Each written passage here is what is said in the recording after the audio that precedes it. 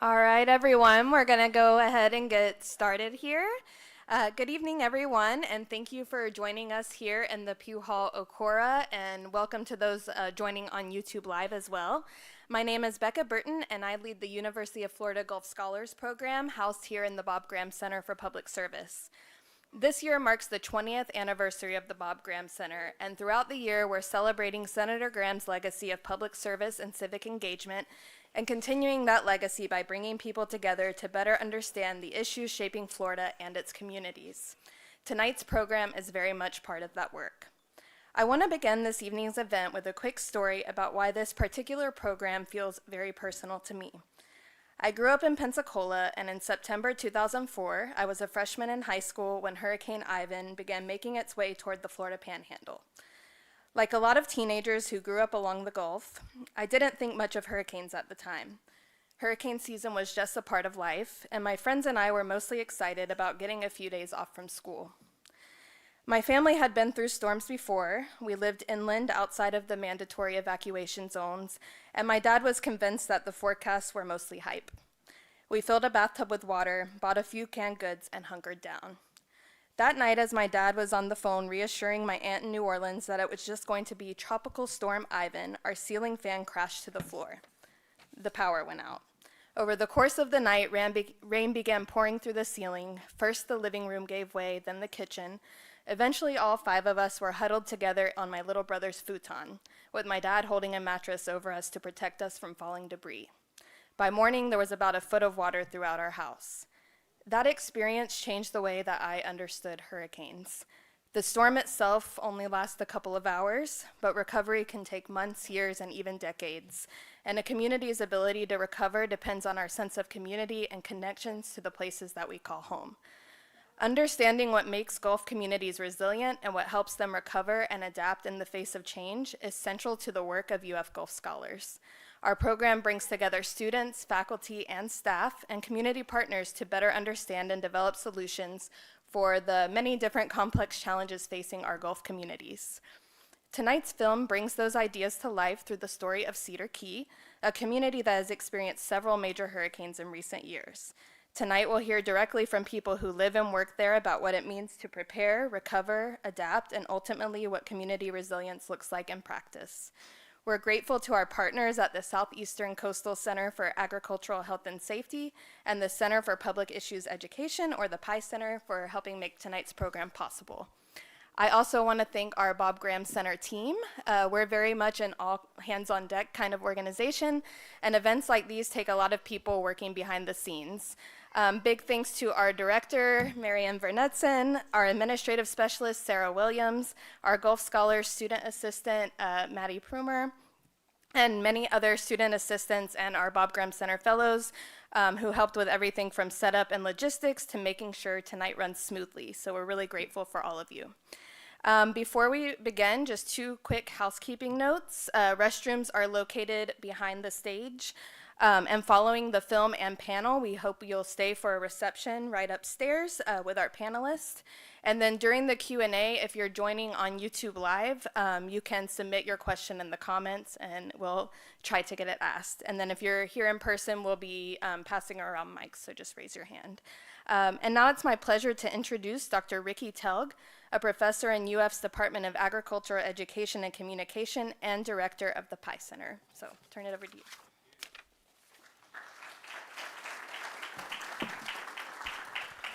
Wow, good evening, everyone. It's a full house here for those of you who are watching live, and we're just glad that you're all here tonight. And welcome to Our Gulf, Our Future, Voices from Cedar Key. So as Becca said, my name is Ricky Telg, the director for the PI Center, or Public Issues Education Center, as well as the director of the Outreach Core of the Southeastern Coastal Center for Agricultural Health and Safety, or SCCAHS. We're very glad to have you all here for what I hope will be a thoughtful and engaging conversation about Cedar Key, its people, its environment, its economy, and its future. Today's event is presented by SCCAHS in collaboration with the Bob Graham Center for Public Service and the Bob Graham Gulf Scholars.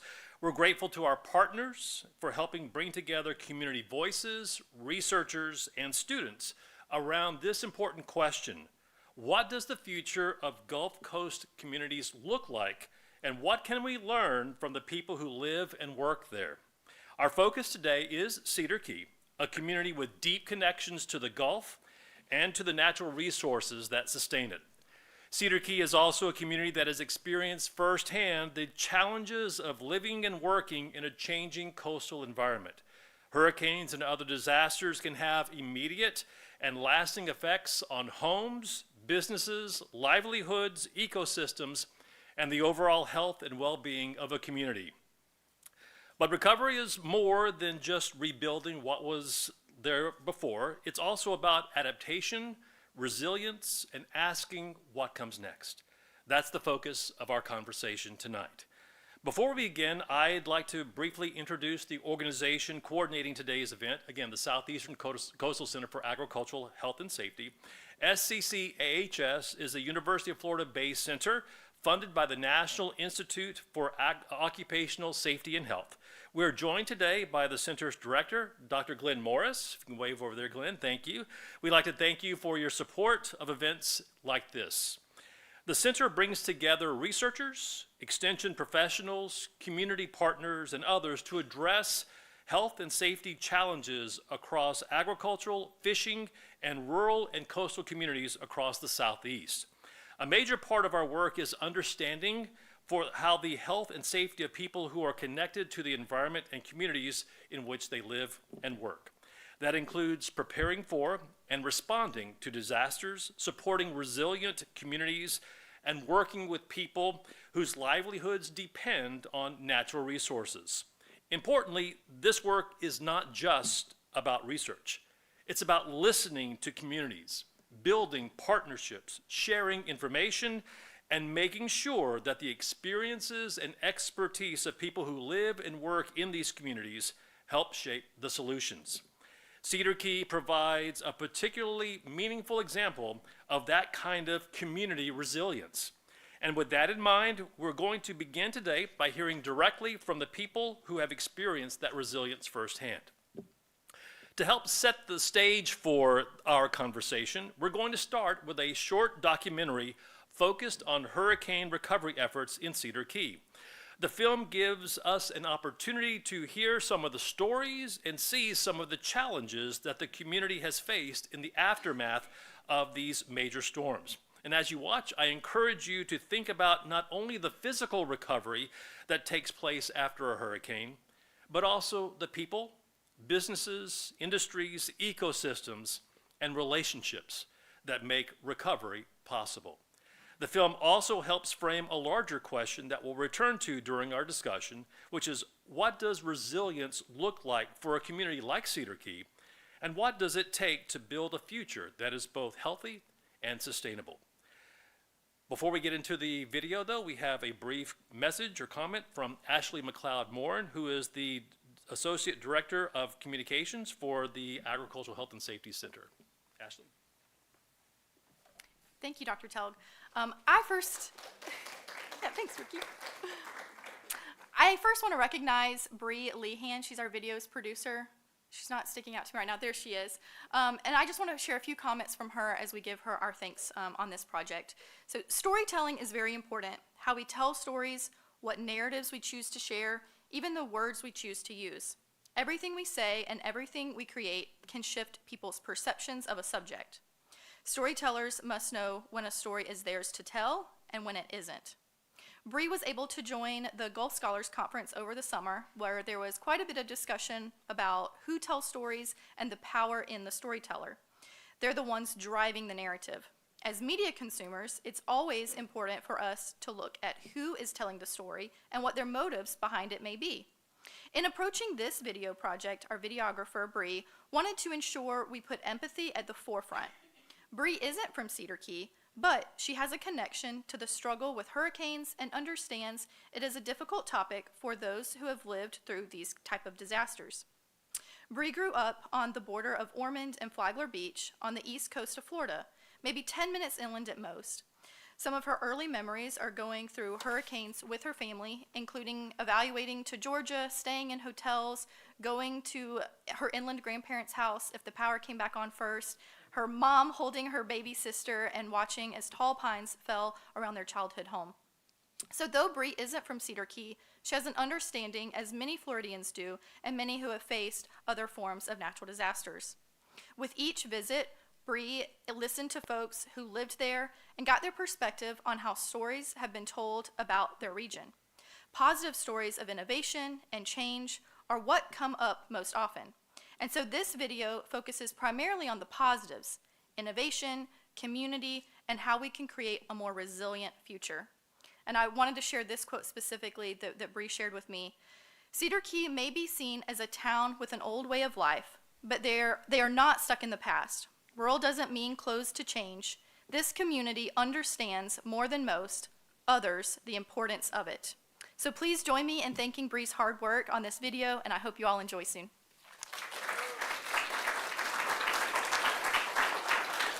And with that, I would like to direct your attention to the big screen up here for the video. Thank you.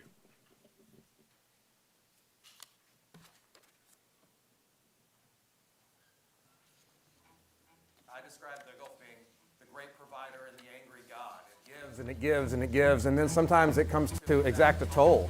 And that toll is sometimes everything you have, and it's still worth it to get to live here.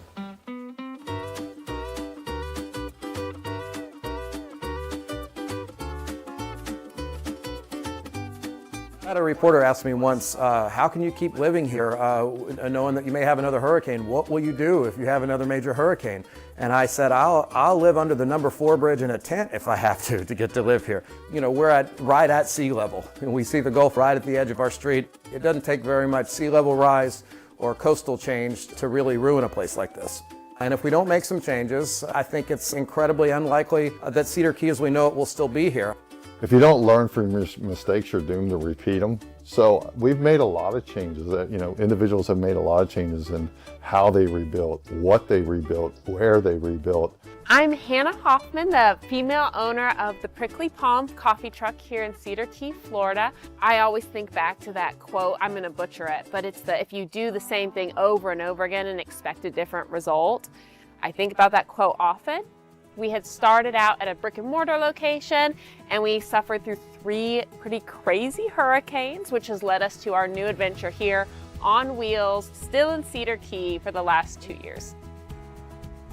I think one of the things that we have learned, especially after recent storms here in Florida, is the importance of recovery and understanding that recovery can take a very long time, especially in communities that don't have a lot of resources that some of our urban counties do. Neighbors help neighbors, and people come out of the woodwork to help this and that. To me, it gives me a sense of community unlike any place that I've ever lived. You feel a connection to the town here and to the people here and to the long-term sustainability of a place like that. I do tell people that this is the island of misfit toys. When it comes down to the rubber meeting the road and needing something, we're always there for one another. And even in the good times, the differences bring a real sense of richness to the fabric of the island. I think everybody has taken and said, we'll get another one at some point in time. You pray you don't, but you got to be ready for the next one. In my particular tradition, we pray a lot.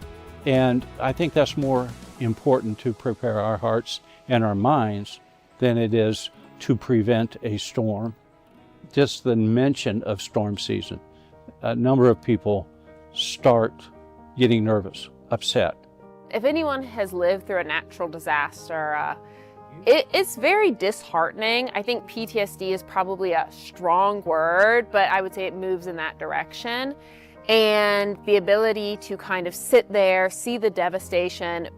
For us, it was, my home, my business, all of my friends' homes, all of my friends' businesses. It was my entire community.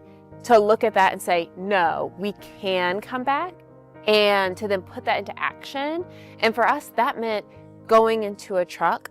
I had no experience with food trucks. That felt so overwhelming. I'm so proud of us for doing it, because now I feel safe and secure as we move forward. If we are prepared, then we can become more resilient by being prepared. My wife and I have a couple of bins. They are always packed, and they've got important documents, so you can put them in a vehicle and leave. It's time to make some decisions about tomorrow. One of my roles within the outreach team of the Southeastern Coastal Center for Ag Health and Safety is to really look at how best prepare those that work in the agricultural and natural resources industries for different types of disasters. And this includes natural, technological, biological, and man-made disasters as well. Obviously, a lot of those jobs can be very risky. So understanding what those risks are and help communicating those risks to those individuals and how best to mitigate those risks as well. I'm a relatively conservative Southern guy, so folks like me generally don't like to talk about the climate changing, but it doesn't matter what side of the political aisle you're on. The data is the data is the data. And in the 7 years I've been here and in the 4.5 years I've been a clam farmer, I've watched the temperatures in the Gulf get systematically higher. That's a tough opponent to tackle. We can argue about the causes of it, but the water's getting warmer and the waters are rising. The idea in this region is to try to protect as much of this naturally functioning ecosystem as you can, rather than having to come in after it's majorly degraded and has a lot of issues and try to do restoration to restore that function later. If you can functionally preserve it in the short term and protect it, that's going to be a lot cheaper option than it is to go try to restore the ecosystem function after it's been heavily degraded. We've had several projects over the years, especially with the City of Cedar Key, focused on green infrastructure and nature-based solutions such as living shorelines and green stormwater. We also run several citizen science programs, including Florida Horseshoe Crab Watch, as well as seagrass protection and restoration and education programs, specifically the Be Seagrass Safe Boater Education Program, among others. We've started our work in Cedar Key back in 2016, and so it's been almost 10 years that we've been working on these types of issues in collaboration with the city and community members. And we really got started in living shorelines because those were very specific properties where people came to us and asked for guidance and help with what to do with coastal erosion. And then we've really just built on those projects. Savannah Berry did the project in front of the Faraway, and that project occurred when we first moved here.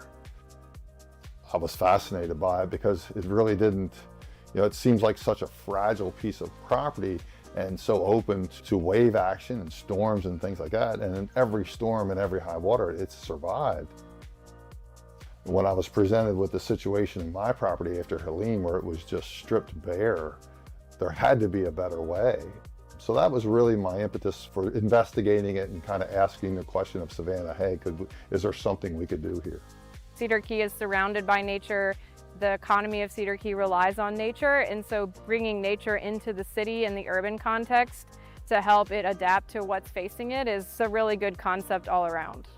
The shoreline's ever changing, so each one of these plants has evolved to grow in a different part of the dune environment. So finding out which ones grow best where and moving them around a little bit will require a little work over time.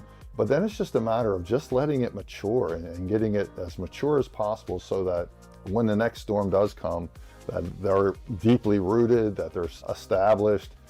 Hopefully they'll do their job and protect the shoreline and protect their neighbors and protect what's beautiful about Cedar Key.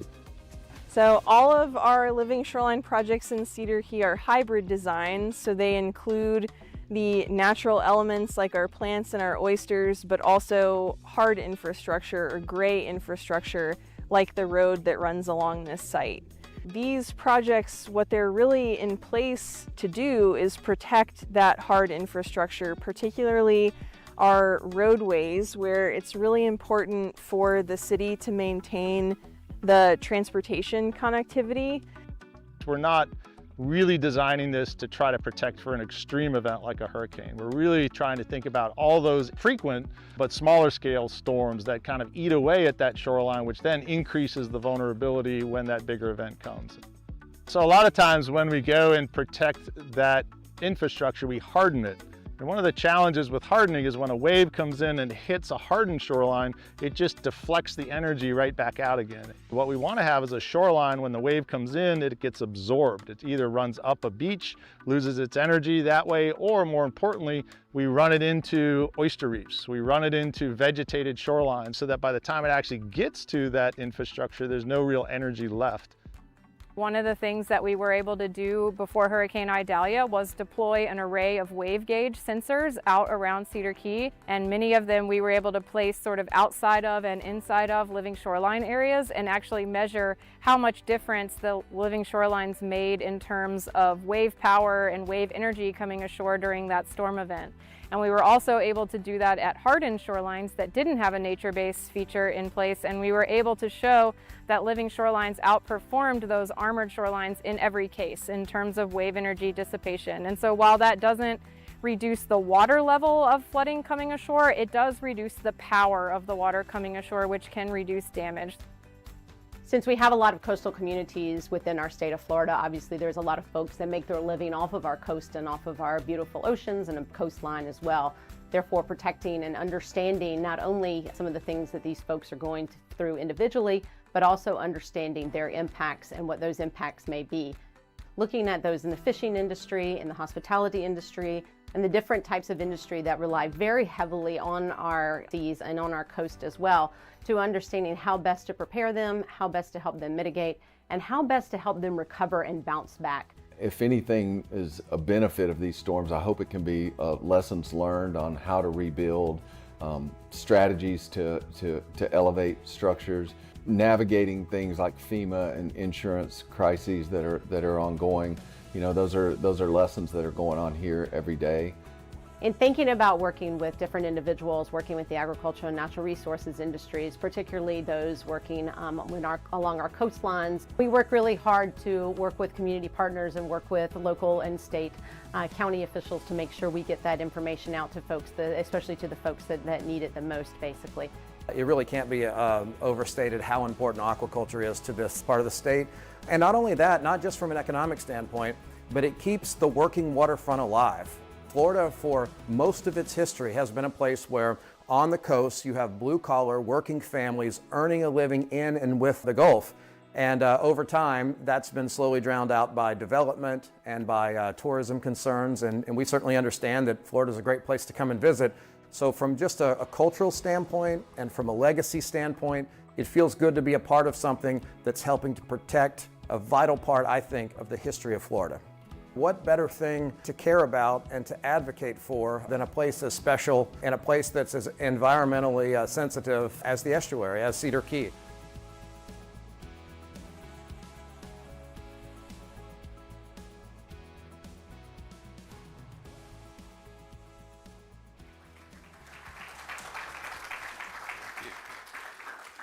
Thank you to Bree as well for that video that she produced for us tonight. I think that film gives us a powerful starting point for the conversation we're about to have. One of the things that stood out to me is that recovery is not a single event, it's a process, and it involves many different parts of a community, from residents and local businesses to farmers, researchers, natural resource managers, and community organizations. It also reminds us that resilience can mean different things to different people. For some, it may mean rebuilding a business. For others, it may mean protecting an ecosystem, sustaining a family tradition, supporting neighbors, or finding new ways to adapt to an increasingly challenging environment. So that brings us to our panel. Today, we're fortunate to have several people who bring very different and complementary perspectives on Cedar Key and its future. So I'd like to introduce each of them. As you come forward over here, I think we'll start with the very first person, who is Hannah Healy Hoffman. Hannah has lived in Cedar Key for 10 years, and as you saw in the video, is the owner and operator of the Prickly Palm, a coffee shop in the heart of downtown Cedar Key. During her 5 years in business, Hannah and her team have weathered 3 major hurricanes: Idalia, Debbie, and Helene. And each storm has brought new challenges, ultimately leading to the current chapter of the Prickly Palm, as you saw, a coffee shop on wheels. Before opening her business, Hannah worked as a marine biologist and as a local high school science teacher. She describes how her scientific background has helped her approach challenges analytically and adapt to whatever comes next. Hannah brings the perspective of a small business owner, scientist, educator, and longtime Cedar Key resident. So let's welcome Hannah. Next is Timothy Solano. Tim is a second-generation clam farmer in Cedar Key. Along with his siblings, he operates Cedar Key aquaculture farms, where they grow clams and oysters. His father began clamming in 1993, and Tim has continued that family tradition alongside his wife and 3 children. Tim is also deeply involved in the broader shellfish aquaculture community. He works with Feeding Florida to provide clams to food banks throughout the state and serves on the boards of the Florida Shellfish Aquaculture Association, the Cedar Key Aquaculture Association, and the state of Florida's Aquaculture Research Council. Tim represents an industry that is deeply connected to Cedar Key's economy, culture, and natural environment. Tim, welcome. Next, we have Michael Presley Bobbitt. Michael is a playwright, novelist, and clam farmer who lives and works in Cedar Key. His plays have premiered off-Broadway and around the country, and his best-selling trilogy of Cedar Key novels has developed a wide readership around the world. In addition to his work as a writer, Michael farms clams and advocates for Florida's aquaculture industry and for protecting the fragile ecosystems around the estuaries that are so important to Cedar Key. Michael brings a unique perspective to our conversation, one that connects the cultural identity of Cedar Key with its working waterfront, its environment, and its future. Michael, welcome. Next, we have Dr. Angie Lindsay. Angie is an associate professor in the University of Florida's Department of Family, Youth, and Community Sciences, where she works with both the Pi Center and SCCAHS. She is also Florida's point of contact for the Extension Disaster Education Network, better known as EDEN.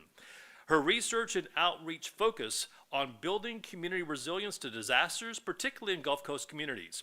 Her work includes the National Institute of Environmental Health and Safety's funded Healthy Gulf, Healthy Communities Project.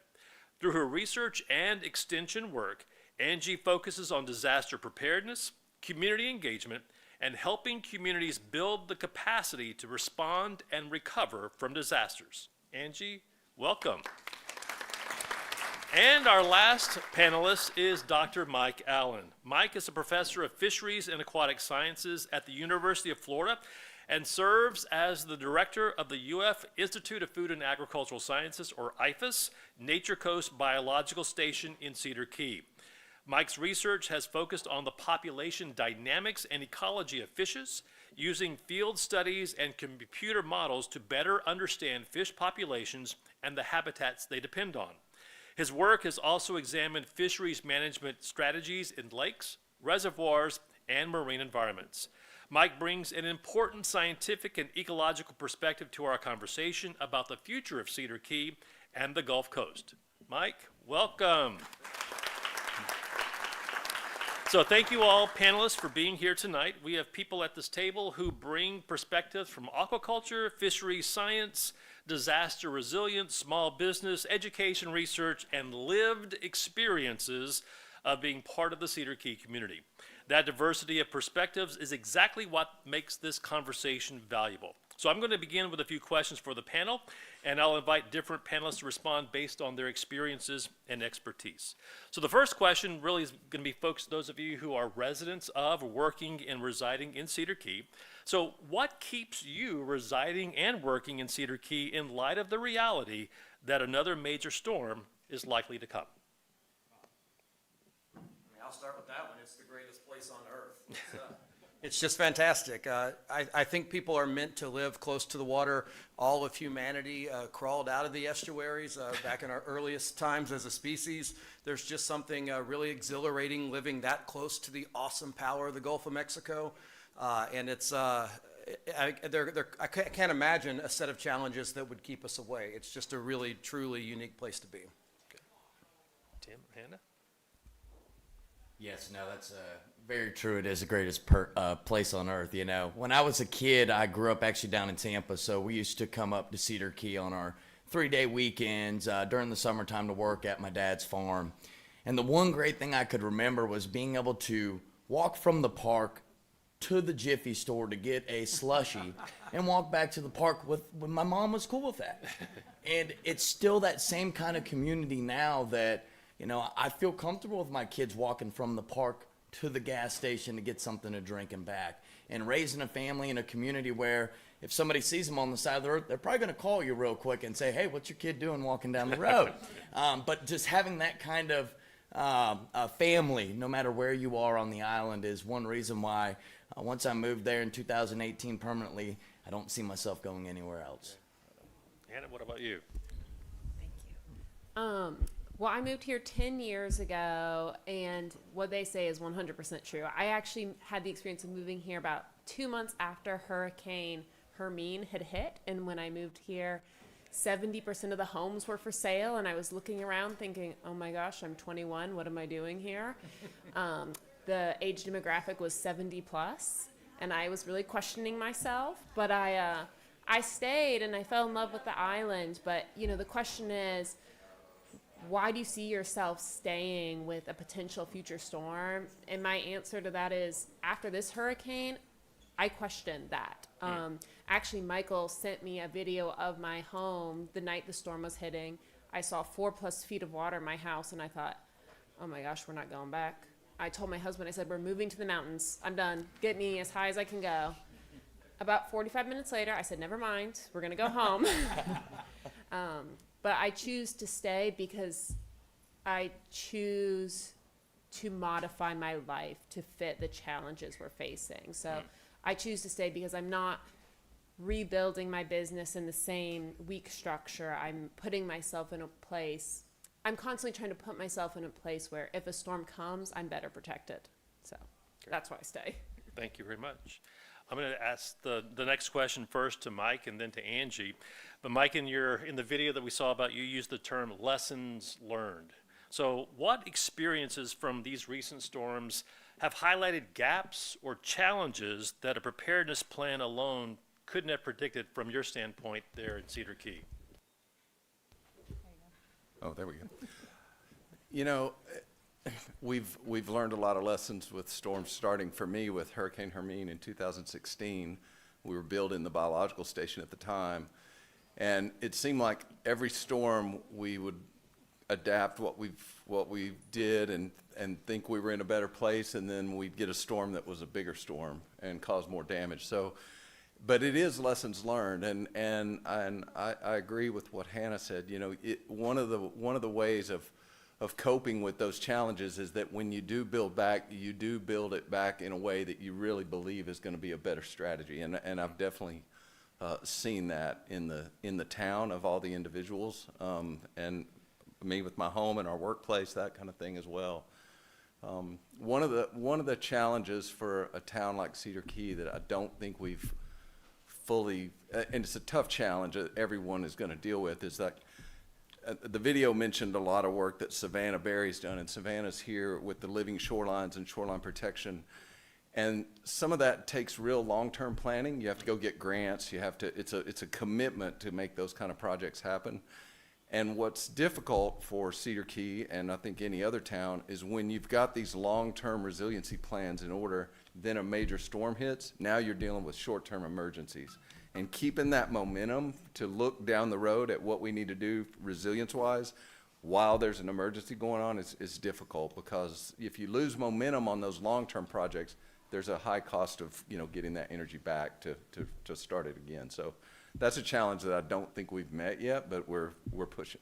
So good. Angie, I'm going to let you have that same question. You've dealt not only with these type of resiliency issues, not only in Cedar Key, but all across the state in your role as point of contact for Eden. Again, what are those gaps or challenges that a preparedness plan alone couldn't predict?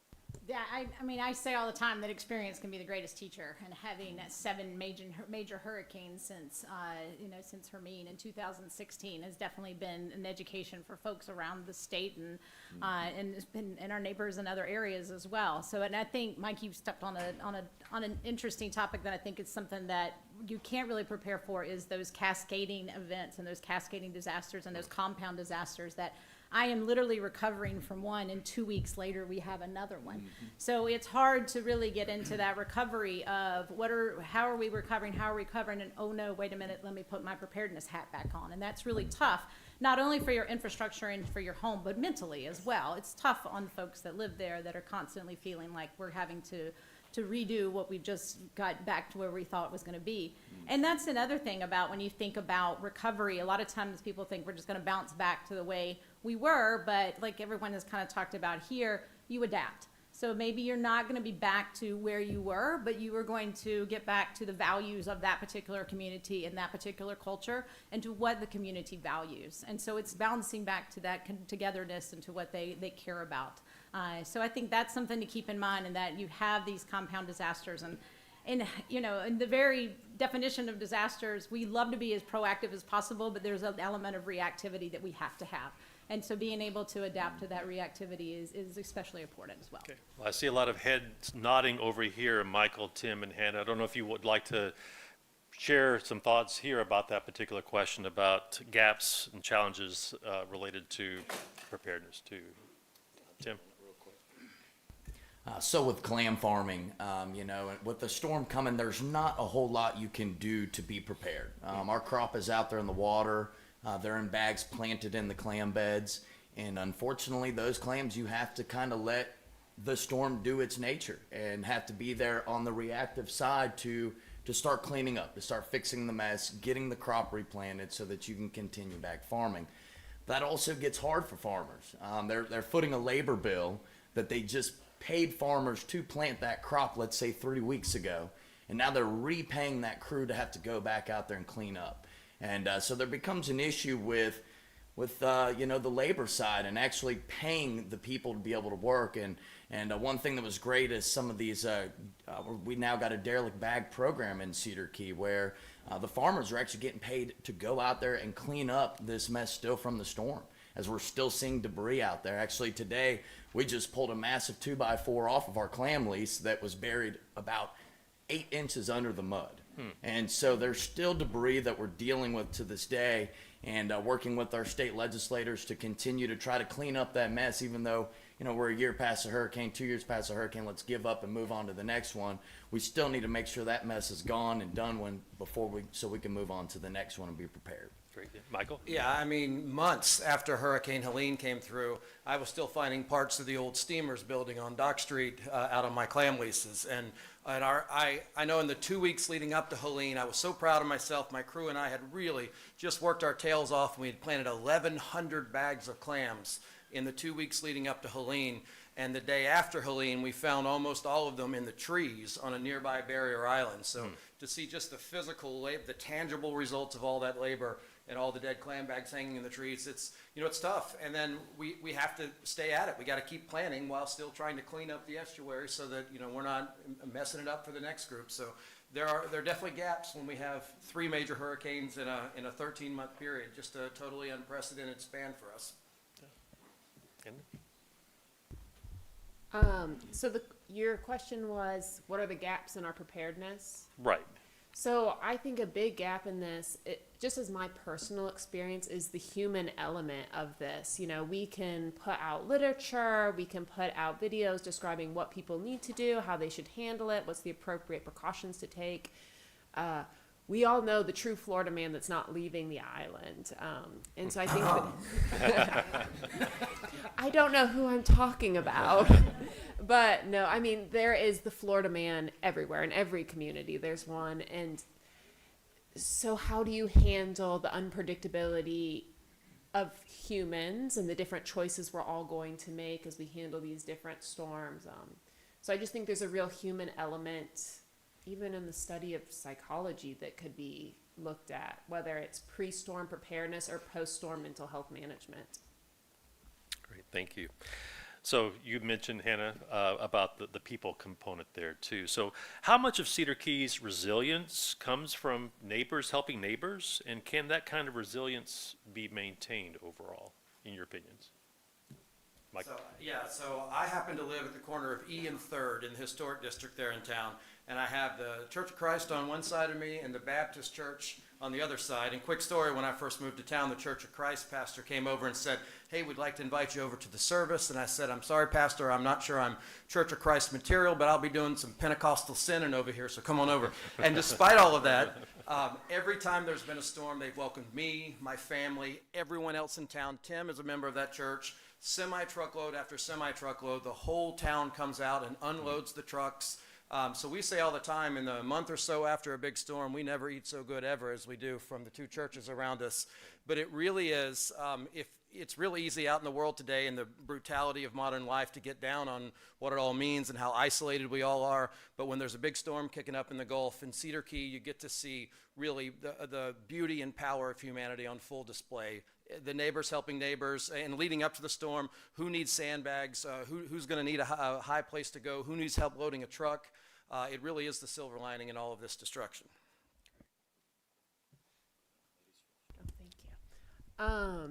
Yeah, I was about to say, the help you get on the island from your neighbors is unparalleled. After Hurricane Helene hit, as I said, my home flooded.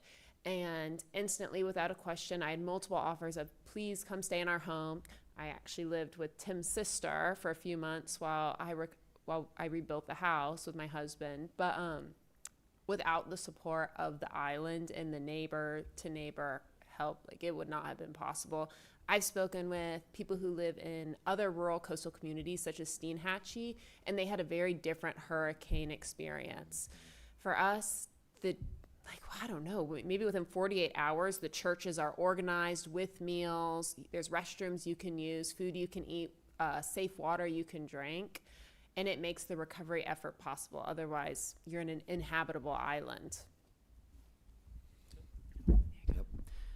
I like to say that Cedar Key is not an island, it's the people that make up the island. The island itself, everyone dropped everything. There were people that's whole homes were swept into the Gulf, and they were at their neighbor's house helping them. And that kind of love and compassion for your neighbor is what makes up Cedar Key. That's really, truly what that community is. And again, back to my first point of raising my children there and seeing a community where just, that they're safe. And that also extends to the storms. After storms, we're not worried about looters from our community. That's the last thing we're worried about. We're more worried about, getting somebody a meal or getting a truck unloaded. There's forklifts driving around the whole island coming from different clam shops, tractors from people's personal houses out there just unloading truck after truck. We had so much supplies. I remember when Hurricane Milton hit, we loaded up our trailer with supplies and drove down to Tampa Bay to one of our churches down there and actually offloaded supplies there. It poured into our community. And a lot of it was personal donations that came from right there inside the area. So, Michael, I'm going to let you also respond to that about neighbors, particularly from your kind of unique perspective as the director there at the Nature Coast Biological Station, which is really the last building before you get into yeah, we're right at the end of the road. Yep, right at the end of the road. The one that strikes me is actually Hurricane Hermine in 2016 really opened my eyes, because I had never been through a hurricane on the coast like that. And it was a pretty bad one, and the town was a wreck. And I just remember the morning after that storm, like looking around and kind of watching people that had grown up in Cedar Key.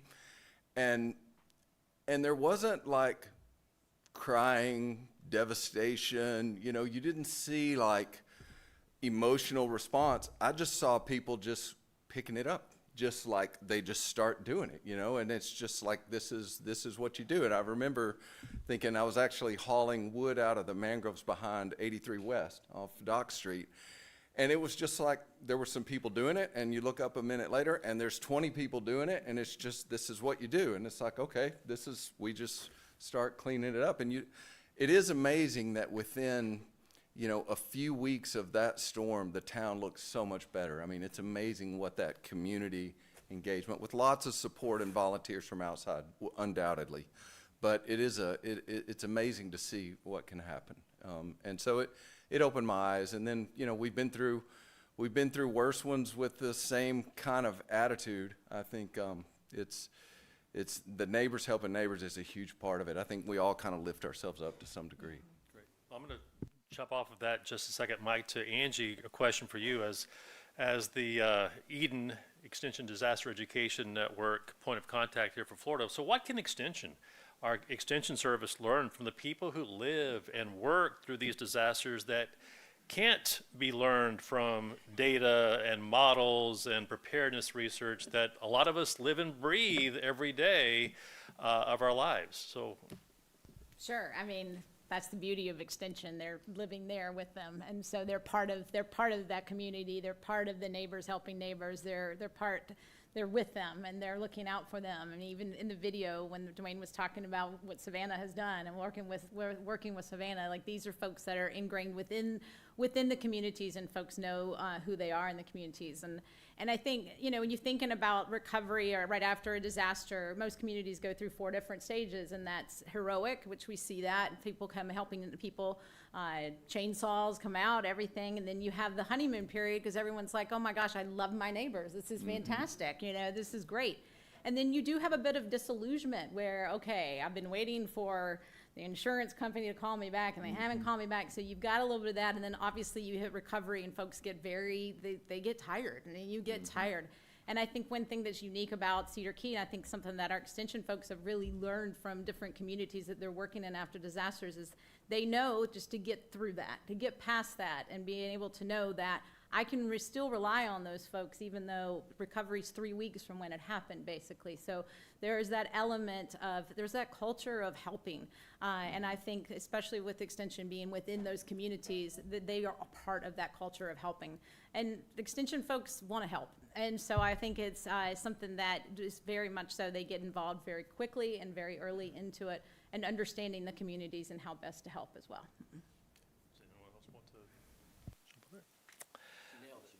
Okay, she nailed it. Perfect. Good. All right. Very good. So, a future question, looking in the future. Cedar Key, 25 years from now, after potentially more storms, changes the communities make that have to address the impacts of those storms. What would you hope that we see 25 years from now, and what would you hope hasn't been lost? Michael? All right, I think I came here to answer this. Okay, good. I hope that the community is still a thriving, working waterfront. I say all the time that hashtag Cedar Key, not Siesta Key. You can start up in the Panhandle and drive all the way down to Sarasota and see one little beach town after another. So much of the state has blended into an amorphous blur. Even the alligators are paying HOA dues. But not in Cedar Key. And I think hopefully 25 years from now, we've learned some lessons to harden some of our buildings, to do some of those cool natural resistance programs they're doing out on the coast. But hopefully when you drive across the number 4 bridge, it still looks like a working waterfront from 50 years ago. There's really a piece of Florida history that's almost lost. I can count on half of one hand the number of working waterfronts left in Florida. And I hope that, and part of what I try to write about in my books and what I try to advocate for, is the cultural importance of a place like Cedar Key where people can still work with and in the Gulf of Mexico. Really more than anything, I hope 25 years from now it still looks like it does now. Yeah, definitely. To echo the working waterfront, that is, I believe, just a key part of that community over there. Not just clammers, you have your recreational fishing, commercial fishing, shrimpers, crabbers, you know, you name it, it's aquaculture, it's going on there. And, you know, it's a haven that provides even more than that. There's clean waters that our dolphins also come in there to have their young and bring them up in there to raise them. I want to see that old Florida as well. I'm a 14th generation Floridian. My family came over and landed in St. Augustine, and basically we have been here since then, farming and creating the way to where we are now. I mean, really, his family's name's on the cannons at the fort in St. Augustine. No, and you know, so it's something that I'm dear to, that my kids, I hope that in the future they can hit the same fishing holes that I hit, and enjoy seeing the same stars out there in the sky that I get to see as well right now. And in the future, I hope to see Cedar Key like that, of course, built structurally, maybe a little more sound, a little more resilient, but still that same kind of community and lifestyle of that working waterfront that we have now. Hannah, what about you? Thank you. I think, well, echo, of course, what the gentleman said, but for me, when I think about where do I see Cedar Key in 25 years, of course, working waterfront, of course, our wonderful community, but I also sit here and think, okay, well, how is that possible? How is that feasible? If every storm that comes is potentially worse, what happened was pretty bad. And to me, that looks like taking a serious look at our utilities. How does the island's electricity, how is that delivered to our island? Is there a way to strengthen our electrical utilities? Is there a way to strengthen our water and sewage treatment? I mean, there was a few days, of course, with no power and no working water on the island, and that's a serious issue. And one issue that the town had started tackling during this storm that I thought was really powerful is we moved our city hall and police station up onto a hill. The concept that our public buildings, our public services like the post office, our grocery store, our one and only nurse practitioner, they're all located in these easily flooded areas, and they will be flooded again, probably a numerous number of times, unfortunately. So I hope to see some of these public services be moved into safety, whether that means raising the buildings to FEMA height, which I believe is 18 feet at that location, or do we relocate them to another spot on the island? It's an interesting question, but one I do feel we need to face in order to keep Cedar Key going for 25 years, in order to keep people able to live and work there. So that's what I hope for. Mike?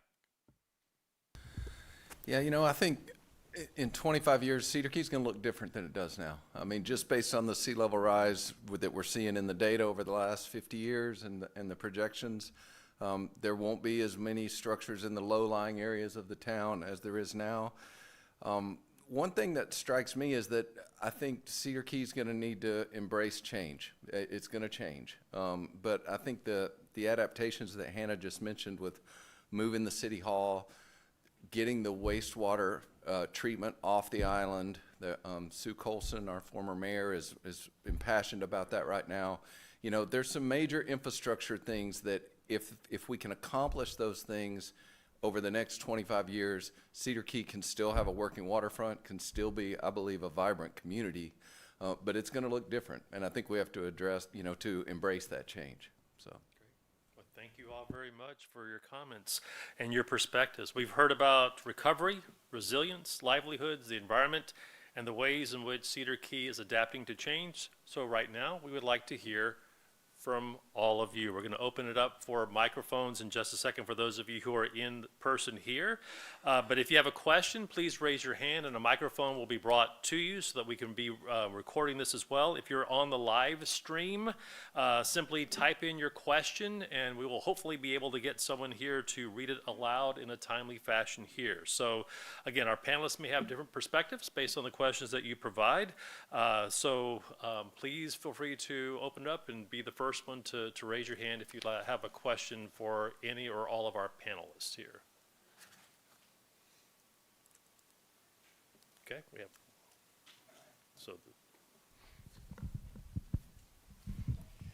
my name is Ed Ellett, and I visit Cedar Key quite often as a recreational fisherman. I'm curious about your thoughts. One of the beauties of Cedar Key is there's only so much land there, and to use it effectively to address all the interests that are here, I'd be interested in your thoughts. I've sat in on some of the conversations about tackling the marina. I mean, someone coming to Cedar Key for the first time and they see the marina on a high tide and they launch that boat and they say, oh, we got several places to park the boat and everything. And then a little while later, they come back in at the end of the day and they see Cedar Key on the low tide and they have some challenges there. So I've heard some things. I attended a meeting where there were discussion about how to address all the interest, but are there any updates that can be provided by anyone here about what's going on in that area? Okay. Mike? Sure. So the marina at Cedar Key, which is the area that the boat launch is, and also the area that feeds off of Dock Street and all the traffic. So it's kind of a hectic mess right there on a busy weekend. And so the city is still looking at that, Ed, and we're taking the results of those workshops. There's actually been some discussion about some wave break options, and I think you were in on some of those, to try to lower the energy that's hitting Dock Street. Those are going to be some pretty expensive options because the water's deep out there, but That I think those are all still ongoing. And I think that really feeds into my earlier comment about how do we look that 25 years down the road? You know, how do we keep those discussions going and making progress on things that are going to make things better 10, 15 years down the road when you're dealing with challenges like where's the post office, you know, and those kinds of things. So yeah, to mail a letter. So but those conversations are ongoing, and I believe we'll be able to meet those challenges. It's going to take a protracted effort to do it. They did actually repave the parking lot and repaint the parking lot out there as well too. So they have been taking some of what we've been saying at the workshops and putting it into place. So they are making some motions on it. But with regard to low tide, you know, it's at high tide, it's a shimmering tropical paradise. At low tide, it's always going to be a stinking, festering mud hole. And I love that about it. I love that the ugly's right out front where you can see it. If the water was clear and we had beautiful beaches, they'd build an overpass from Tampa all the way to Cedar Key. So some of those things are natural defense too. So I'm here for the mud. What to watch for and what to do. It is kind of a blessing because it restricts too many people from coming in just because there's only so much there. There's only certain conditions that people can access it. So, you know, it's kind of a blessing in some ways and a curse in some ways. Oh yeah, I say all the time that if you sink 5 boats in Cedar Key like I did, they'll never let you hear the end of it. But it took me 20 some odd years to learn how not to get stuck on the mud flats. So now whenever anyone gets stuck, they usually find me and I go pull them off because of all the times folks like Tim and the other people have had to come get me. Great.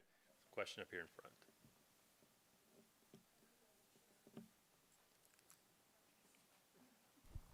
Let's go ahead back here first, and then we'll go up in front. Yes, ma'am. Go ahead. Hello, this is Annie Hensel, researcher at Nature Coast Biological Station and Cedar Key resident. The shark lady. Fabulous job. This thing's amazing. And Bree, wow, just tears. I really enjoyed these questions, and one of them that spoke to me that I'm curious about a little bit more of is the sustainability of how well Cedar Key does at responses. My answer would be it's small, like there's 700 people, like that's one of the reasons we're tight knit. But something, I've been there for 2.5 years, and something that struck me was the organization that occurred. You're not allowed on the island, you have to have a pass, you sign up as a volunteer, and you are assigned to your capability of like your volunteer, like, oh, you wanna help clean a house? Cool, we have already houses of lists that you have. You have a tractor? Great. Tractors needed over in this zone. It's incredible. I've never seen anything. And so I'm wondering where that history came from, you know, how that plan was created. And it just seems like an amazing anomaly that Cedar Key does. So I'm not sure who would like to take that answer. Angie, I think of planning, but, you know, other people have been on Cedar Key a long time, so maybe you know that history a little bit more. There are 2 names in particular that stand out. Heath Davis, our longtime mayor, he was mayor for more than 20 years, and Sue Colson. They were just a powerful force together. They really sort of laid the groundwork for how to respond to these kind of disasters. Heath isn't the mayor anymore, and Sue's no longer in government, but some of the systems they put in place have been taken up by our new leaders, and Cedar Key just takes it seriously. They really have had dedicated people. The folks on our city commission make $400 a month, and half the town hates you all the time, and they still show up to work to do the hard work. So those are a couple of the folks. I think you have a question here in front. Y'all kind of touched on my question a minute ago, which is how does Cedar Key avoid developing in the way that it seems like a lot of the rest of coastal Florida does, especially post-hurricanes? Because I've seen a couple other towns, especially out in the Panhandle, everything goes up for sale after the hurricane, even without a significant beach on some of them, and then it all gets replaced with Airbnbs and Horton homes. All right, I don't want to hog all the microphone, but I have a really strong opinion about this. We have a strong political will and a community will to not let that development happen. Even if you took every single vacant lot that we have on the island right now and put a house on it, we'd still be less than 900 people. We really have a fanatical adherence to our development plan, and folks like Heath Davis, who had the courage to stand up and say no. Sometimes you just have to say no. Not 1 inch of variance will be allowed from this development plan, because if we give you an inch, then a Miami developer will show up and ask for an acre. So it's just about being absolutely vigilant to say these are the rules and these are the way it's going to be. We're not going to have any high-rise developments. We're not going to overtax the land. It's just been, again, a dedicated group of people willing to say no when no is required. I'll just follow up with an example that emphasizes what Michael just covered. You know, when we were building the University of Florida's Nature Coast Biological Station building, and it's right downtown, it's in the historic district, and that building is under the height requirement. We did not get a variance. It's under the height requirement for Cedar Key, and we went through the historical board, the historical district board, to get approval on the design of the building. So it's working with the city to try to do it the way the city wants to do it, and I think that's just being good neighbors, you know. Anyone else want to address that? No? Okay. Other questions? Hand back here. My turn? Oh. Right back here. They gave me one first. Go ahead. I saw in the news yesterday, congratulations on the grant for collecting data on the clamming. I think you were on TV, right? Yeah. So I talked to Savannah a little bit before about this. I know you have to collect data before you can figure out what the outcomes might be, but what do you anticipate some of the outcomes might be that will enable you to adapt the clam industry to these changing conditions? Good question. Yes, so specifically with that, we received $500,000 to set up a researcher right there in Cedar Key at the NCBS building. What we're going to accomplish with that is we're going to do two things. We're going to look into, number one, creating a Florida clam genetic breeding program. And so we're going to be looking into these genetic traits of the clams that show, for example, higher heat resistance, more of a resistance to lower salinity. Maybe even looking into trying to create a stronger clam, so when they grow faster, the shells don't break on us during the processing part. So trying to create some new lines of clams, but not genetically altering them, but just selecting what we already have, using genetics to create more of what we call the super clam, and something that can withstand these storms, can withstand the heats. As a farmer, I went out there, I just was pulling seed today. The bag that I brought in, we had about 25% survival in that bag. And as a farmer, I've already lost money right there. And I still have to replant that bag for one more go around. I have to pay my crew the labor to do that. And so we're trying to get it. If you could get 5% more clams every year, that's a win for the small farmers. And the small farmers is what makes up the backbone of our industry right there in Cedar Key. We actually produce 90% of the Florida hard clam production is right there from Cedar Key. Over $30 million in sales coming out of that little town. And, yeah, oh, yes, yes. And then the second part to that research is we want to have someone stationed right there that our actual farmers can walk in the office and talk with that researcher and say, hey, you know, I got an idea. I think this might work. I've tried it on my farm. Now let's get some research data to back it. Then we can take that, because as farmers, we're also researchers. We're a 30-something-year-old industry, so we are still trying to do new things to maximize our harvest. And so with this researcher, we could go sit down with them, work hand in hand with them, instead of having to write an email, wait for a 5-day response. It can actually be right there on the boat in person, and we're really looking forward to being able to get this Florida clam industry back to #1 in the nation. So Ricky, can I speak on it real quick? So just kind of tagging on to that a little bit about the research, and I'm going to pick on Mike a little bit and some of the research that you've done and thinking about where you want Cedar Key to be in 25 years. You know, there's been research, and Mike's led it, about what the area is going to look like in 25 years, and looking at models of what's going to be the impact, and how do we handle the impact, and how do we communicate that. So I think that's something that's unique to this area, and the fact that they are willing to look at these different ways and these different research, and look at the information that's out there, and the modeling, how many years out, and what's this going to look like. So I think that brings up a unique point in being able to say 25 years, well, they're not afraid to get in there and look at the research and determine what it's going to look like and how they can best adapt. And like you said, it's going to change. So what's the culture going to be in order to make those changes? So. Thank you, Angie. There's a question over here. Yes, Pat Harden. I was in Cedar Key about a week to 10 days ago, and it's my first time back there since the big blows. I did notice where Steamer's rebuilding that they are preparing the big pilings and whatnot. But my question is, I saw a lot of new construction that looked like rental or something. Is that true? Along the coast there were some, is that? So I think you might be thinking about the Island Place right along the coast there, right by the bridge. Yeah. Those condominiums, unbelievably, were down on the ground, basically. And after Hurricane Helene, Idalia and Helene, the bottom floors were flooded. Now they've raised them 15 feet up. So we're not, those are existing buildings that have just been raised. To my knowledge, there's not a significant amount of rental housing or. Yeah, no, this was closer to the water, Yeah. Like Dock Street. They Yeah, weren't yeah. very big, but there were some buildings there that didn't look residential, and that's why I'm asking for clarification. Yes, ma'am. To my Yeah. knowledge, there have been no new multifamily developments at all. Those were existing buildings that are being hardened against the storm. Okay, Yeah. because that was my concern. I grew up on the East Coast, and I can't beat Tim for how long living in Florida. Nobody can. I mean, He was on the Mayflower. I'm second generation, so I don't come close. However, I'm pretty sure I've lived more generations than he has.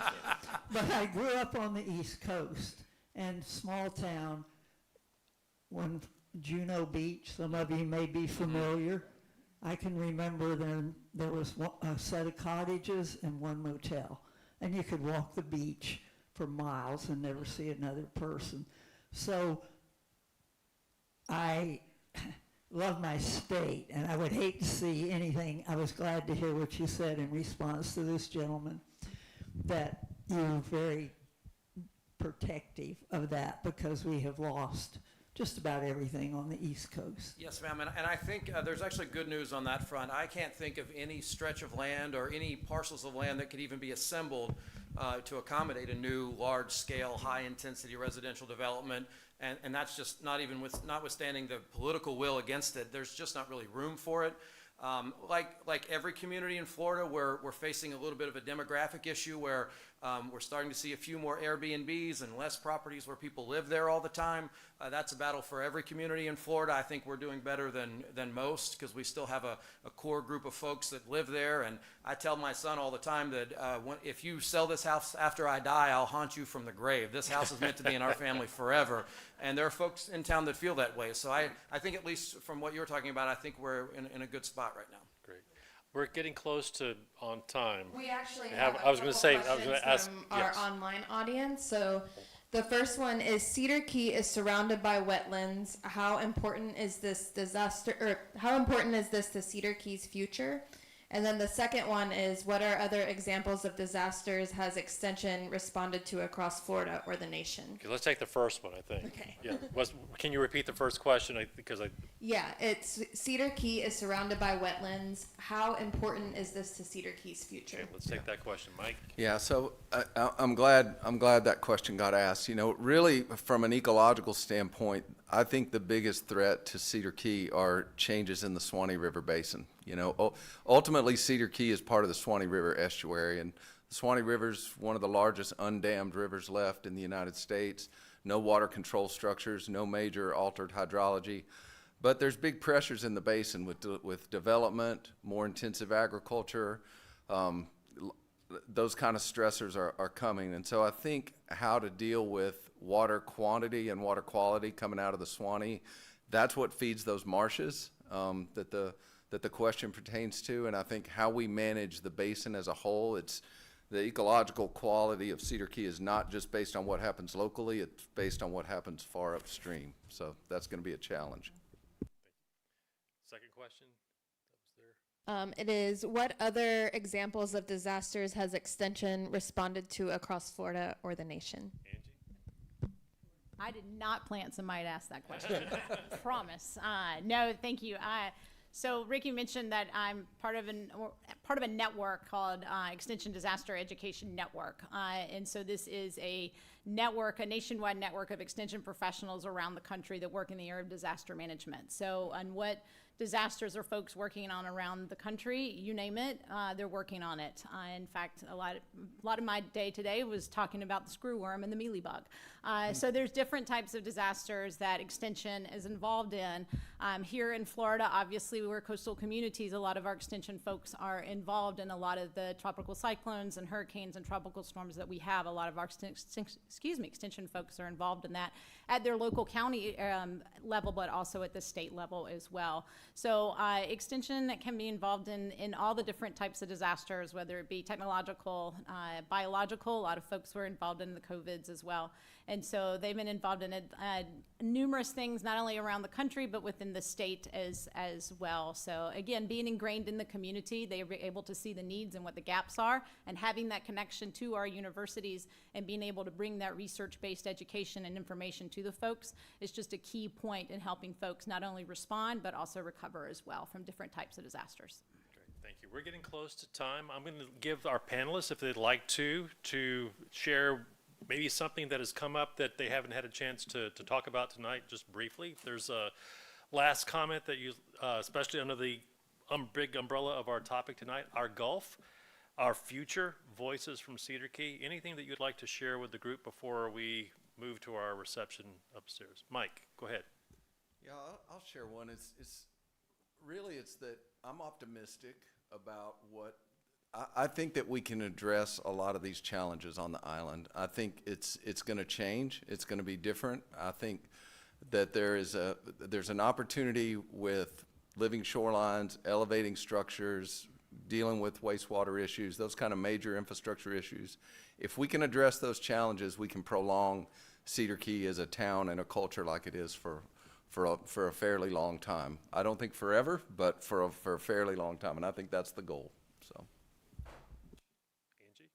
Sure. I think, being here tonight and being involved with the Bob Graham Center and the SCCAHS and the Pi Center and the other folks that are here tonight, you here tonight, just speaks to the charm and the beauty of this place that we all love. I'm still wondering why I'm the only one that doesn't live there as part of the panel, quite honestly. I know, I need to get on down there. So, and I think that not only the culture within the communities, but then also those of us that maybe not live in the community, but we appreciate it, we support it, and we're willing to help preserve what they have. And I think that is a strong bridge, if you so to speak, with the bonds that are already made within Cedar Key. Yeah, I also want to just say how optimistic I am about the future in Cedar Key. And I was on a lot of news shows because I was one of the guys that stayed behind and filmed the hurricane. And so I was really getting the word out about all the devastation. But I've spent the last year and a half doing a video series called Welcome Back to Cedar Key, where we highlight businesses and amenities that are reopening after the Great Hurricane. We've now done 100 episodes of that. So I'm here to report again that Cedar Key is open for business. Come out, come see us. You can see Wild Bill Hickok here on a clam boat. You can get the best fancy coffee drink in town. Come buy my books, I'll sign them. Cedar Key's open and we're ready for you to come experience the things that make us all love it so much. Yeah, I'll echo that. Come on out. We're smiling faces. If you're down at the boat ramp and you've got questions, most of the time those clammers might load you up on the boat and just take you out for a tour. We're proud of what we do, and we're proud of the island. And so come on down, enjoy it. Spend some time around there. Get to meet some of the local restaurant people, the owners, just the waitresses, the waiters. There's some really neat folks down there. And even if you can't get down there, try to support, either buying like Cedar Key clams. I know I'm a clam farmer, so I got to say that part, but that goes a long way too, buying that product that's coming from a family-run farm. And so it really does trickle down the line and actually support those kids in school and other things that they're doing as well too. So thank you everybody for coming.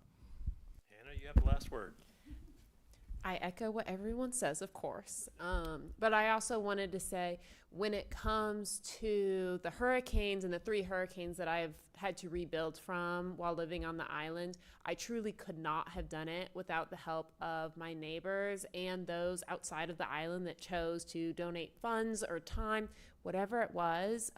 For example, the gentleman that roasts my coffee, he is actually a Gainesville resident. He has his coffee shop here, And when the storm hit, he roasted a special blend just for me and labeled it Save Prickly Palm, and he sold it and gave a percentage to us, to our rebuilding efforts. And it's stuff like that that is invaluable. It allowed us to move into the truck and actually continue operating. So me and my family were able to stay on the island because of efforts like that. So I just wanted to say the actions of the people, not only in Levy County, but in Gainesville. And he sent me a heat map of where all those bags were purchased. Gainesville was hot, hot, hot. So I really do appreciate y'all. But I just want to say everyone's efforts are very much appreciated by us as we move through these times. Thank you very much. I hope today's discussion has given us all a better understanding of both the challenges facing Gulf Coast communities, and I'm very happy to hear your comments here about the creativity, the knowledge, and the resilience that exist within those communities. So on behalf of the Southeastern Coastal Center for Agricultural Health and Safety, the Bob Graham Center for Public Service, and the Bob Graham Center Gulf Scholars, thank you all for joining us tonight for our Gulf, Our Future, Voices from Cedar Key. And a very special thank you to both Bree, our video producer, and to our panelists. Let's all thank them one more time.